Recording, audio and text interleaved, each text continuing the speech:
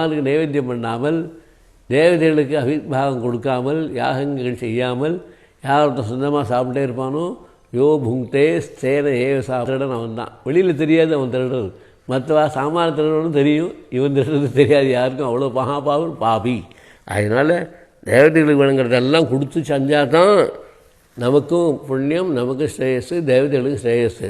அதனால் அந்த யஜ்யத்தை பண்ணி யாகத்தை பண்ணி அதில் வர சேஷம் சாப்பிட்டா சர்வபாவமும் போடும். தேவதைகளுக்கு செய்ய வேண்டிய கர்மாக்களை ஒழுங்காக செஞ்சு இந்திராய சுவாகா, சந்திராய சுவாகா, சூர்யாய சுவாகா சொல்லி தேவதைகள் வேணுங்கிற ஒழுங்காக கொடுத்தாச்சுன்னா அது பிரசாதமாகி உனக்கே சித்தசுத்தி கொடுத்து பாவத்தை போக்கடிக்கும். அது இல்லாமல் யார் ஒருத்தன் தனக்காக சாப்பிடணும்னு நினைக்கிறானோ அவன் பெரிய பாவத்தையே சாப்பிட்றான். வேறு பாவம் எங்கேயும் பண்ண போக வேண்டாம்.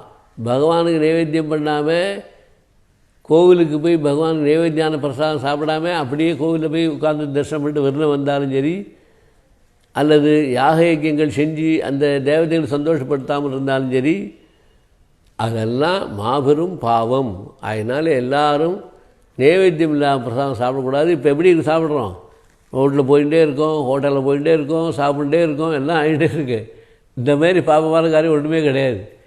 சாயங்காலம் வேலை போனோன்னா, பஜார் பக்கம் போனோன்னா நின்றுட்டே சாப்பிட்றான், உட்காந்துட்டே சாப்பிட்றான், போயிட்டே சாப்பிட்றான், கையில் வச்சுட்டே சாப்பிட்றான், எப்படினாமோ சாப்பிட்ருக்கான். ஹோட்டலில் வேறு சாப்பாடு வேறு. இதெல்லாம் நைவேத்தியம் ஆகாது, பகவத் சம்பந்தமே இல்லாது.